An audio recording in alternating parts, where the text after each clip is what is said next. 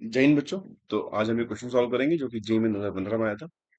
काफी famous question है, काफी अच्छा क्वेश्चन है। तो वीडियो को एंड तक देखें और वीडियो में कमेंट जरूर करें। Question is a wire carrying current I is tied between point P and Q as and is in the shape of circular arc of radius R due to a uniform magnetic field. तो एक wire बंधी हुई है, तो field magnetic field की वजह से उसने सर्कुलर आर्क कुछ फॉर्म कर ली।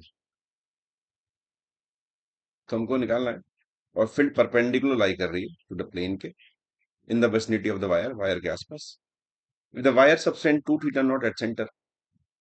देन टेंशन निकालनी वायर में कितनी होगी। तो एक काम करते हैं, पहले वायर को ड्रॉ करते हैं। मैंने वायर को ड्रॉ किया।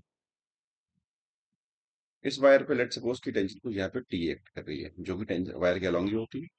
और जो वायर है वो यहाँ पे थीटा एंगल फॉर्म कर रही है, theta not. This is also theta not.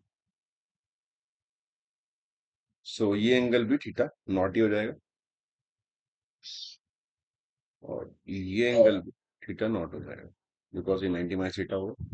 तो ये कन्वर्ट आएगा टी कॉस थीटा नॉट, ये आएगा टी साइन थीटा। सिमिलरली यहाँ भी हो जाएगा ये टी साइन थीटा नॉट और ये हो जाएगा टी कॉस थीटा नॉट। तो अगर देखेंगे हम यहाँ पे तो ये दोनों कंबाइंड तो एक तरह से कट ही गए। तो नेट नीचे की तरफ फोर्स बची इसमें 2t sin थीटा। एक ये और एक ये। अब आर्क बन गया तो इसे कोई बैलेंस भी करेगा ऊपर से लग के मैग्नेटिक फोर्स।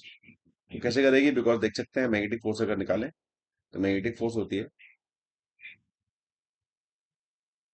आई D L cross B.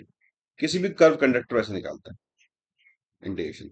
DL होता है लेंथ इनिशियल फाइनल पॉइंट को जोड़ने वाला। तो अगर ये कर्व कंडक्टर है तो इसका मतलब ये नहीं कि आप ये लेंथ लेंगे, आप लेंथ लेंगे इनिशियल फाइनल को जोड़ने वाला, मतलब ये वाला लेंथ लेंगे।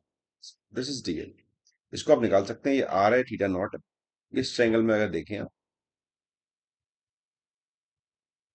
इस ट्रायंगल में खाली, तो ये आर है तो ये हो जाएगा आर कॉस थीटा, ये हो जाएगा आर साइन, और ये भी हो जाएगा आर साइन थीटा। तो टोटल जो लेंथ निकल के आएगी वो आएगी 2r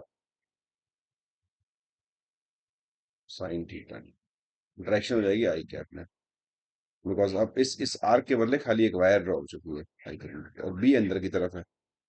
तो बी क्रॉस है बस बी माइनस के कैप में। तो इसे कर लेते हैं, this is equal to I B into 2r sine theta naught. I cross minus K is J. तो ये फोर्स जे कैप में लग रही है ऊपर की तरफ, ऑब्वियसली नीचे ये लग रही है, बैलेंस तो होना चाहिए। तो बैलेंस कर लेते हैं। I into B into 2r sine theta, इससे ये कट गया, दूसरे 2 भी कट गया।